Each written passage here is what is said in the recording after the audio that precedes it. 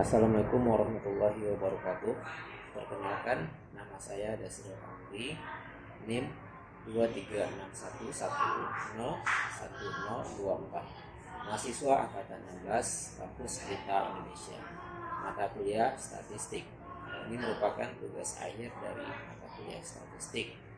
Baiklah, kali ini saya akan uji korelasi menggunakan SPSS. Sebelum itu kita siapkan bahan-bahannya: Excel, SPSS, dan catatan. Uji korelasi persen. Uji korelasi bertujuan untuk mengetahui tingkat keratan hubungan antar variabel yang dinyatakan dengan koefisien korelasi ataupun disebut R. Nah, dengan uji korelasi persen ini kita bisa mengetahui bentuk hubungan antara variabel X dengan variabel Y. Apakah hubungannya itu bersifat positif ataukah bersifat negatif? Oke, baik, langsung saja ke contoh.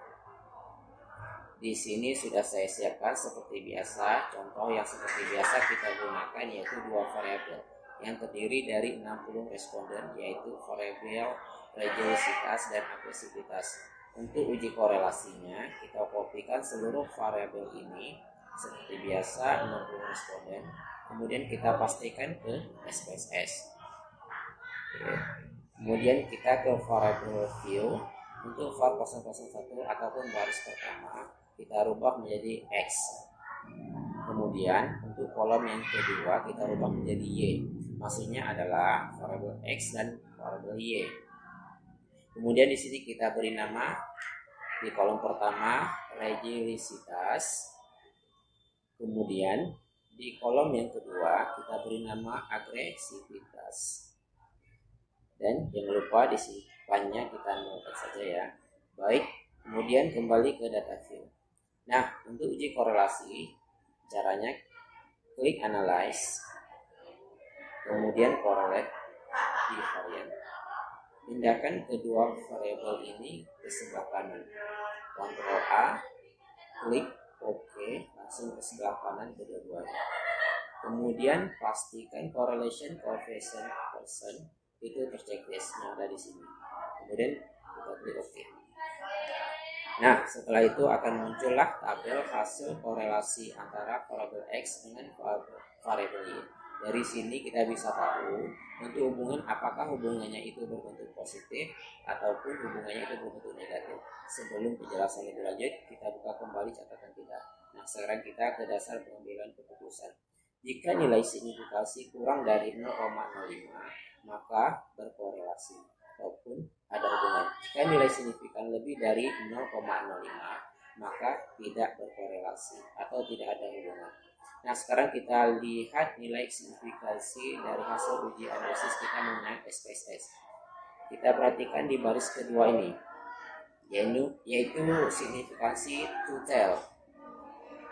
Di sini ataupun yang ada di bawahnya bisa kita lihat untuk religiositas signifikasinya yaitu 0,000.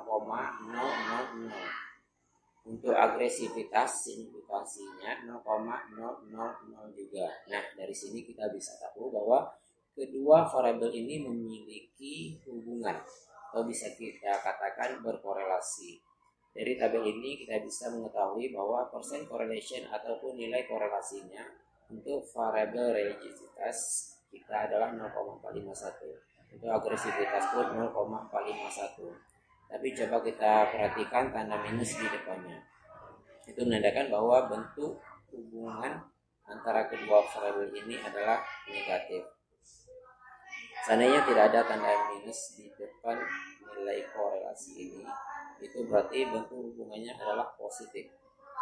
Nah, sekarang kita cek ke pedoman derajat hubungan untuk 0,451 itu termasuk dalam hubungannya yang seperti apa. Nah, kita lihat di sini 0,451 itu adanya di sini, yaitu 0,41 sampai dengan 0,60. Karena 0,451 itu termasuk di dalam korelasi sedang. Jadi kesimpulannya ialah variabel X terhadap variabel Y itu memiliki korelasi dengan derajat hubungannya yaitu korelasinya sedang dan bentuk hubungannya ialah negatif. Nah, di sini saya akan menjelaskan maksud bentuk hubungannya negatif dan positif. Maksudnya hubungan yang negatif ialah semakin tinggi variabel X, maka semakin rendah variabel Y. Begitu pula sebaliknya. Apabila semakin rendah variabel X, maka semakin tinggi variabel Y. Mungkin kita akan bingung untuk menggambarkan seperti apa. Jadi kita pakai kalimat kita aja. Seperti ini contohnya, semakin tinggi religiositas maka semakin rendah agresivitas, atau semakin rendah religiositas maka semakin tinggi agresivitasnya.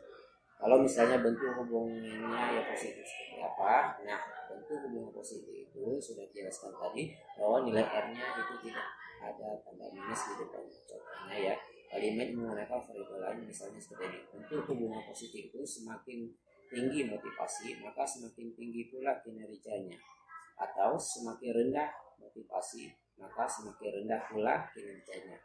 Jadi bentuk hubungan positif itu seperti itu. Oke, jadi kita sudah tahu ya perbedaan hubungan yang positif dengan hubungan yang negatif. Sekarang pertanyaan selanjutnya ialah bagaimana jika nilai signifikasi kita itu tepat 0,05? Kan syarat pengambilan keputusan apakah berkorelasi atau tidak itu kan harus lebih dari 0,05 atau kurang dari 0,05. Seandainya nilai signifikansi yang ada di sini itu tepat 0,05. Nah, bagaimana kita menentukan apakah dia hubungan atau tidak? Kita bisa melihatnya dengan membandingkan nilai percent correlation dengan R tabel. Misal sebagai contoh 0,451% correlationnya atau nilainya sekarang. R tabelnya adalah, kita perhatikan di sini N. N ini adalah jumlah responden. Nah, di sini saya sudah siapkan R tabel seperti kita lihat. Kita akan memilih yang 5%. Kemudian jumlah N-nya 60 orang.